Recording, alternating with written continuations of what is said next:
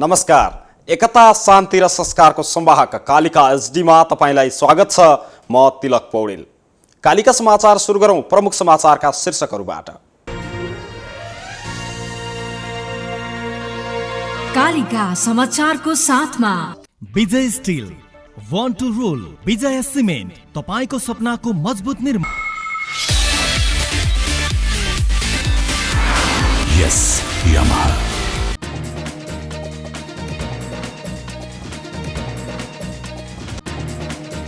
लगातारको वर्षापछि मेघदीमा आएको पहिरोमा बेपत्ता 20 जनाको शव भेटियो। 13 जना अझै बेपत्ता। उद्धार कार्यमा 2वटा हेलिकप्टर समेत परिचालन। नेपालमा नयाँ कोरोना संक्रमण दर भन्दा मृत्यु हुनेको खतरा बढ्दै। हालसम्म नेपालमा कोरोनाले 38 जनाको ज्यान लियो।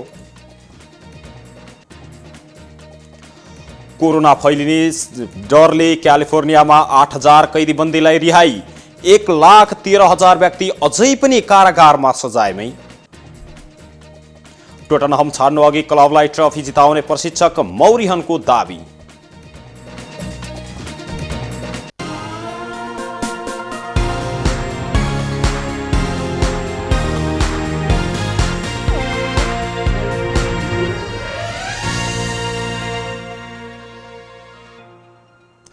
कालिका समाचार सुरु गरौं राष्ट्रिय समाचारबाट। बिहिबार रातिको पहिरोमा परि म्याग्दीमा बेपत्ता भएकाहरूमध्ये 20 जना मृत अवस्थामा फेला परेका छन्।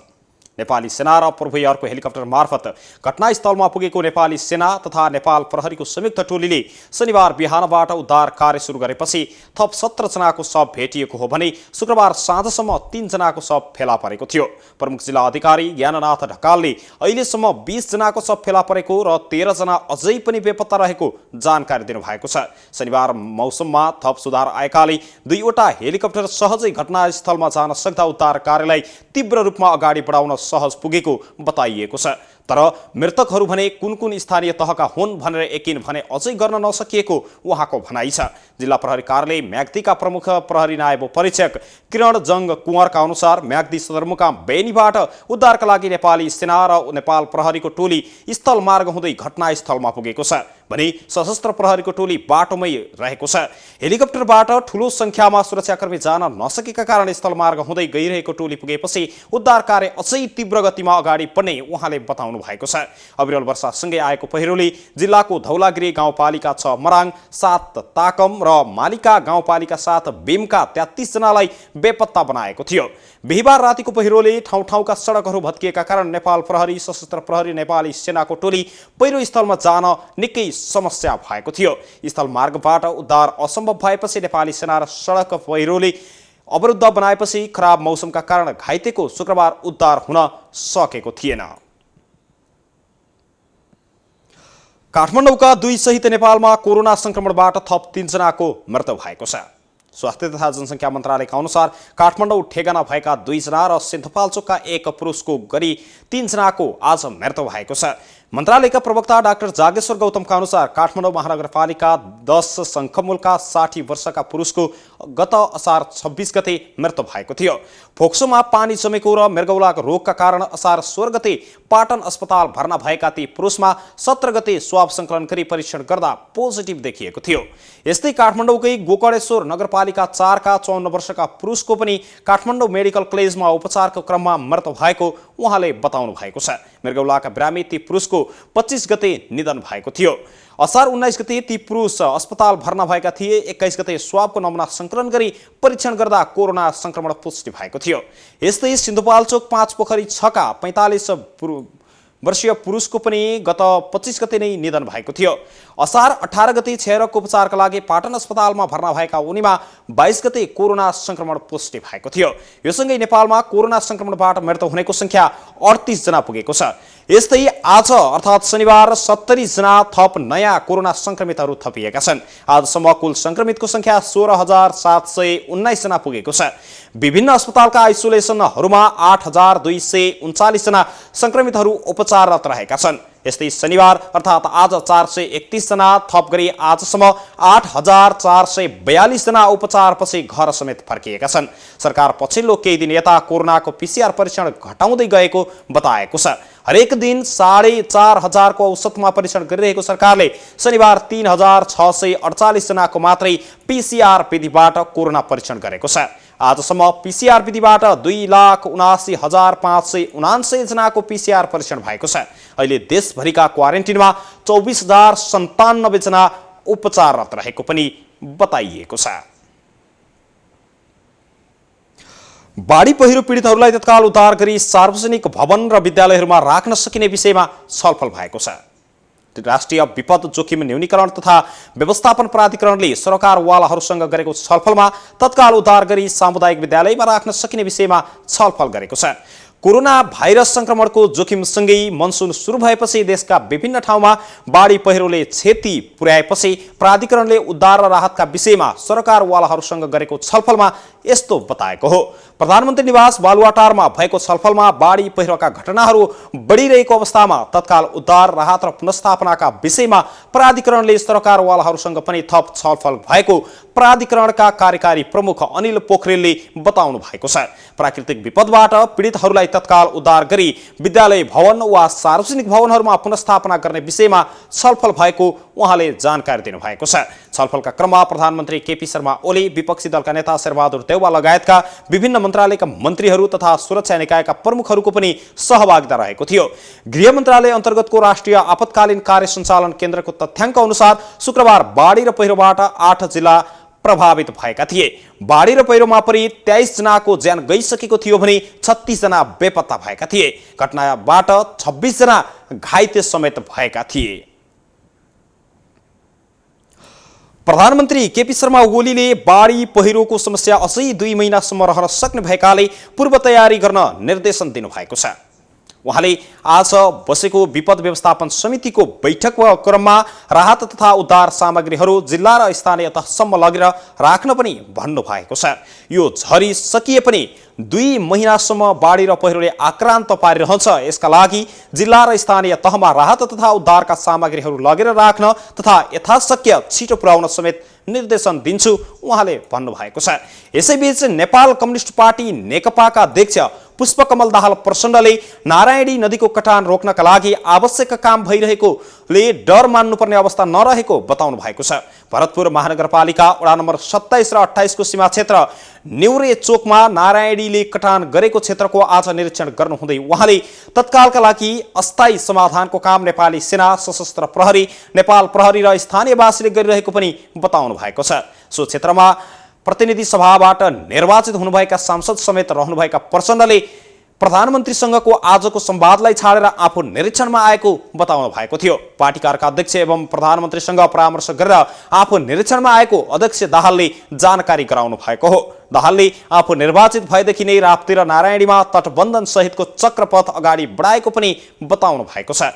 विस्तृत परियोजना प्रतिवेदन र वातावरणीय प्रभाव मूल्याङ्कन कार्य भइसकेको र बजेटका लागि अर्थ मन्त्रालयमा कुरा भइरहेको दाहालले बताउनु भएको छ। उहाँले सरकारलाई सकारात्मक रहेकाले सो काम सम्पन्न हुनेमा विश्वस्त हुन समेत आग्रह गर्नुभएको छ। नेपाली कांग्रेसका सहमहामन्त्री डाक्टर प्रकाश शरण महतले कोरोना महामारी र प्राकृतिक प्रकोपले भयावह अवस्थामा पनि सरकार संवेदनशील नभएको आरोप लगाउनु भएको छ। शनिबार अर्थात् आज उहाँहरूले काठमाडौँमा नेपाल प्रेस युनियनले गरेको महामारीका बीच अग्रपंक्तिमा खटिएर काम गर्ने सञ्चारकर्मीहरूलाई स्वास्थ्य सामग्री वितरण कार्यक्रमका क्रममा उहाँले महामारी र प्राकृतिक विपत्तिको रोकथामका लागि सरकार संवेदनशील हुन नसकेको आरोप लगाउनु भएको हो। उहाँले मनोमानी ढङ्गले चल्नुको परिणाम सरकार हरेक मोर्चामा असफल भएको जिकिर गर्दै उहाँले प्रधानमन्त्री केपी शर्मा ओलीलाई विस्थापित गरेर सत्तामा जान खोज्ने सत्तारूढ दलका नेताहरूले पनि जनताका समस्या उठान गर्न नसकेको टिप्पणी समेत गर्नु भएको छ। डाक्टर महतले सञ्चारकर्मीको व्यावसायिक र पेशागत सुरक्षाका लागि सबै पक्ष जिम्मेवार हुनुपर्ने भन्दै महामारीको समयमा समस्यामा परेका सञ्चारगृहलाई पनि सरकारले राहत दिनुपर्ने बताउनु भएको छ। यस्तै फरक प्रसङ्गमा उता नेपाली कांग्रेसका नेता गगन कुमार थापाले सरकारले यातायात व्यवसायीहरूलाई बाँच्न सक्ने गरी समाधान खोज्नुपर्नेमा जोड दिनुभएको छ। उहाँले सार्वजनिक यातायात सञ्चालनबारे सरकारले सरोकारवालाहरूसँग छलफल गर्नुपर्ने बताउनु भएको छ। थापाले आज प्रधानमन्त्री केपी शर्मा ओलीलाई मेन्सन गर्दै ट्विटरमा लेख्नु भएको छ, सार्वजनिक यातायात चलाउने घोषणा गर्नुभन्दा यसका सञ्चालक र मजदुर, स्वास्थ्य विज्ञ र सरोकारवालाहरूसँग सामूहिक छलफल गरी व्यवसायीहरू बाँच्न सक्ने, मजदुरले काम गर्न सक्ने, उपभोक्ता मारमा नपर्ने, स्वास्थ्य सुरक्षाका दृष्टिकोणले यात्राको जोखिम सकेसम्म कम गर्ने समाधान खोज्नुहोस् भनेर आग्रह समेत गर्नुभएको छ। पूर्वी नवलपरासीको गैंडाकोटमा बाढीले डाइभर्सन बगाएपछि अवरुद्ध भएको नारायणगढ बुटौल सडक खण्ड सञ्चालनमा आएको छ। चिनिया कम्पनीले डाइभर्सन मर्मत गरी बनाइदिएपछि अवरुद्ध भएको राजमार्ग समेत 8 घण्टापछि सञ्चालनमा आएको हो। गैंडाकोट नगरपालिका 9 थुम्सी स्थित खहरे खोलामा आएको बाढीले डाइभर्सन बगाएपछि शनिबार बिहान 4 बजेदेखि राजमार्ग अवरुद्ध बनेको थियो। बिहानैदेखि अवरुद्ध भएको सडक डाइभर्सन बनेपछि दिउँसो करिब 1 बजेतिरबाट सवारी साधन सञ्चालनमा आएको गैंडाकोट प्रहरी कार्यालयले जानकारी दिएको छ। डाइभर्सन बनेसँगै अल्पत्र परेका यात्रुहरू आफ्नो गन्तव्यतर्फ लागेका छन्। अहिले गैंडाकोट प्रहरीले साना सवारी साधनहरूलाई प्राथमिकतामा राखेर सहजीकरणको काम गरिरहेको बताएको छ। लगातारको वर्षाले डाइभर्सनमा राखिएको कलभट बगाएको थियो र बाटो बन्द भएपछि गन्तव्यमा हिँडेका सवारी साधनहरू बीच बाटोमै रोकिएका थिए। नारायणगढ बुटौल सडक खण्ड निर्माणको जिम्मा लिएको चिनिया कम्पनी चाइना स्टेट कन्स्ट्रक्सनले सडक विस्तारका क्रममा डाइभर्सन निर्माण गरेको थियो। डाइभर्सन भत्किएपछि सो क्षेत्रमा एम्बुलेन्समा आएका बिरामीहरू समेत अलपत्र परेका थिए। युएईमा पक्राउ परेका 33 किलो सुन तस्करी प्रकरणका एक आरोपीलाई नेपाल ल्याइएको छ।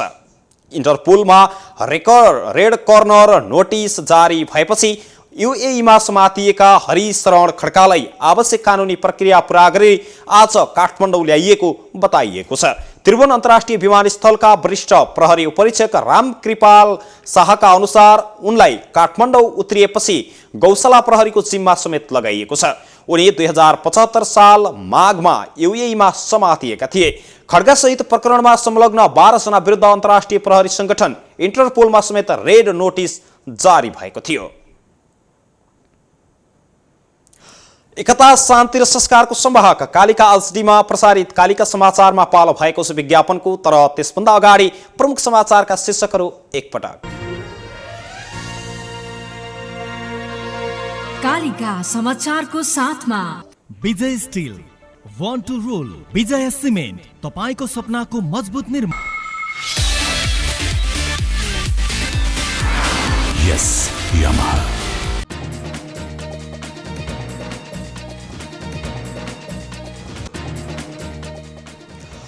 लगातारको वर्षापछि म्याग्दीमा आएको पहिरोमा बेपत्ता, 20 जनाको शव भेटियो, 13 जना अझै बेपत्ता।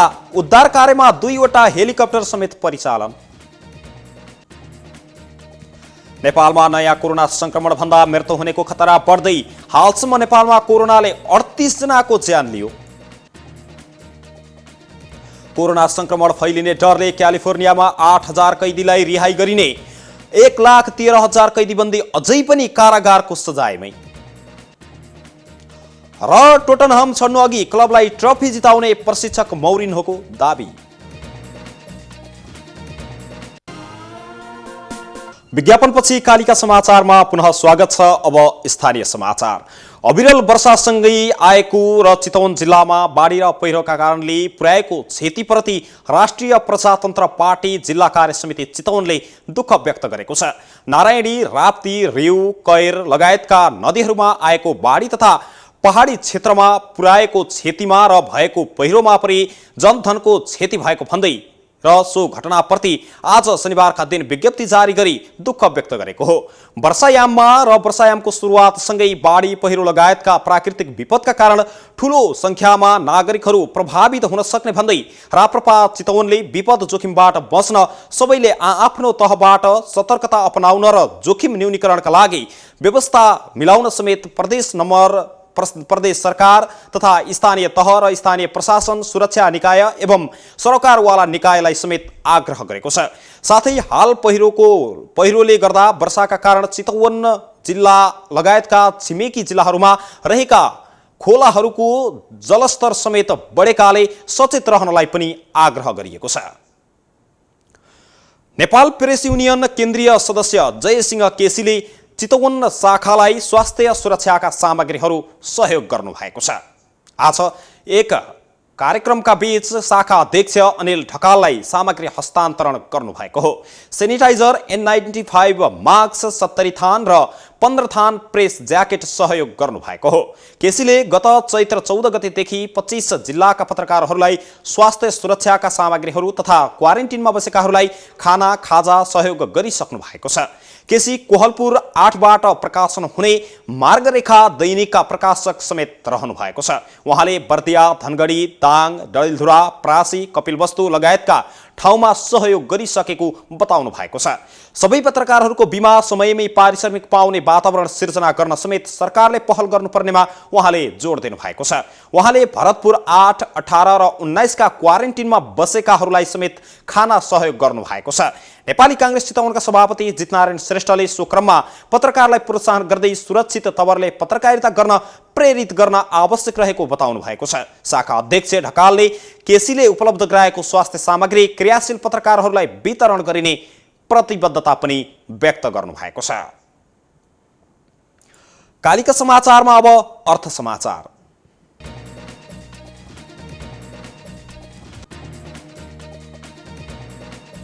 कोरोनाका कारण मुलुकको समग्र आर्थिक क्षेत्र नै प्रभावित भइरहेका बेला प्राथमिक शेयर निष्कासन गरेका 2 कम्पनीका शेयरमा भने लगानीकर्ताहरूको उल्लेख्य आकर्षण देखिएपछि थप 19 कम्पनीले साधारण शेयर बिक्री गर्ने भएका छन्।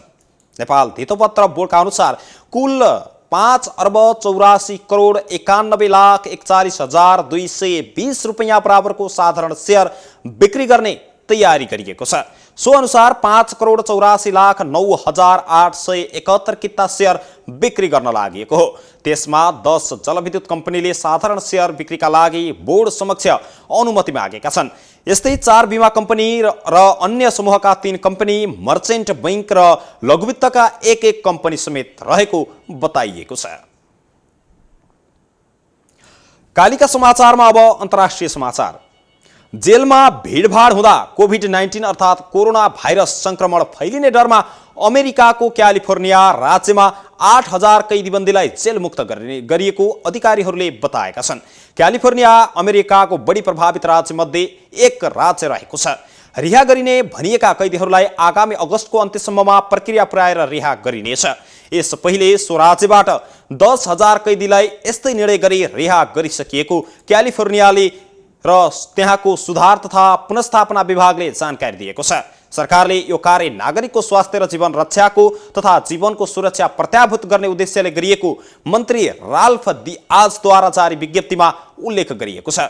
क्यालिफोर्नियाको पुरानो जेल गृह सान क्वारेन्टिनमा संक्रमण भेटिएपछि गरिएको निर्णयलाई कारागार सुधार पक्षधर न्यायाधिकारीहरूले समेत स्वागत गरेका छन् भने करिब 1,000 भन्दा बढी व्यक्तिमा कोरोना संक्रमण पुष्टि भएपछि भिडमा रहेका कारागारहरूलाई खुकुलो पार्नुपर्ने धारणा पनि अधिकार कर्मीहरूले व्यक्त गरेका छन्। क्यालिफोर्नियाका गभर्नर ग्याभिन न्युजरुमले गत मंगलबार कारागारमा 1,000 भन्दा बढी संक्रमित रहेको भन्दै यो सबैको चासोको विषय भएको बताएका पनि जानकारी दिएको छ।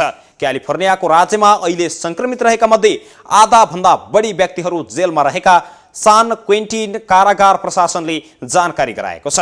क्यालिफोर्नियामा कुल 1,13,000 व्यक्तिले कैदी जीवन समेत बिताइरहेका छन्। करिब 4 करोड जनसङ्ख्या रहेको क्यालिफोर्नियामा 3 लाख व्यक्ति संक्रमित भएका छन् भने करिब 6,800 संक्रमितहरूको मृत्यु समेत भइसकेको बताइएको छ। कालिका समाचारमा अब खेल समाचार। पोर्चुगिज प्रशिक्षक जोसे मोरिन्होले टोटनहम हटस्पर छाड्नु अघि क्लबलाई उपाधि जिताउने दाबी गरेका छन्। मोरिन्होले गत नोभेम्बरमा मात्रै 3 वर्षको लागि सम्झौता गर्दै टोटनहममा आबद्ध भएका थिए। सिजनको सुरुवातमा माउरिन्होले र माउरिसियो पोचेटिन को टोलीलाई अपेक्षित नतिजा दिन नसकेपछि टोटनहमले प्रशिक्षक परिवर्तन गरेको थियो। मौरिनोको प्रशिक्षणमा पनि क्लबले सुखद नतिजा निकाल्न सकिरहेको छैन। टोटनहमले सन् 2008 यता कुनै पनि उपाधि जित्न सकेको छैन। त्यसबेला लिग कप जितेको टोटनहम गत सिजन च्याम्पियन्स लिगको फाइनलमा लिभरपुलको हातबाट हार बेहोरेको थियो। यस सिजनमा पनि क्लबले कुनै उपाधि नजित्ने पक्का भएको छ, तर मौरिनोले भने आफ्नो सम्झौता सकिनु अघि नै उपाधि जित्ने दाबी समेत गरेका छन्। एकता शान्ति र संस्कारको संवाहक कालिका एसडीमा प्रसारित कालिका समाचारको अन्त्यमा अहिले प्रसारित प्रमुख समाचारका शीर्षकहरू पुनः एकपटक। कालिका समाचारको साथमा Vijay steel one two role, Vijay cement तपाईको सपनाको मजबुत निर्माण। यस यामाहा।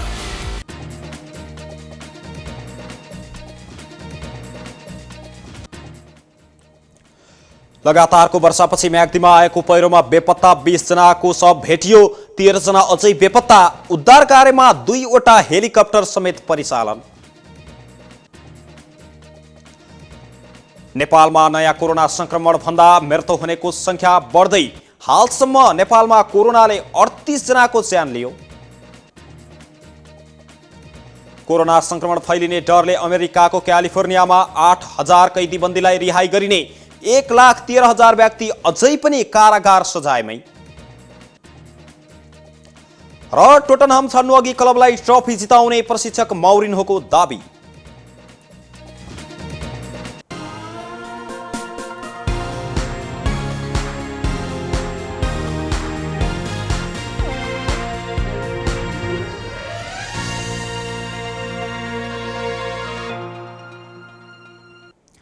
एकता शान्ति र संस्कारको संवाहक कालिका एसडीमा प्रसारित कालिका समाचार अहिलेका लागि यति नै। हेर्दै गर्नुहोला कालिका एसडी। म तिलक पौडेल बिदा हुन्छु। नमस्कार।